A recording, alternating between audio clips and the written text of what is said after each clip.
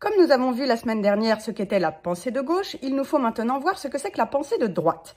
Et c'est un peu l'inverse de ce qu'on a vu la dernière fois, à savoir quand la gauche va faire primer le nous, le collectif sur l'individu et sur le jeu, eh bien la pensée de droite va, elle, mobiliser justement tout l'attirail nécessaire pour venir dire que le jeu, le soi, l'individu est en soi la meilleure chose qui soit. C'est pour ça qu'on va parler de responsabilité individuelle, par exemple, à droite, alors que à gauche, on va parler de responsabilité collective, que par exemple, la réussite individuelle et le développement personnel sont plutôt du côté de la droite, puisqu'il s'agit de tirer son propre épingle du jeu et de se retrouver à être meilleur que les autres. Cette distinction au sein des individus qui ne sont donc plus égaux, mais qui méritent pour certains d'avoir une place au-dessus des autres, ce qu'on appelle la méritocratie, est fondamentalement de droite, puisqu'elle suppose que les individus ne sont pas égaux et que certains sont meilleurs que d'autres. Voilà pourquoi, dans la pensée de droite, le capitalisme n'est pas un problème, parce que le fait d'accumuler des richesses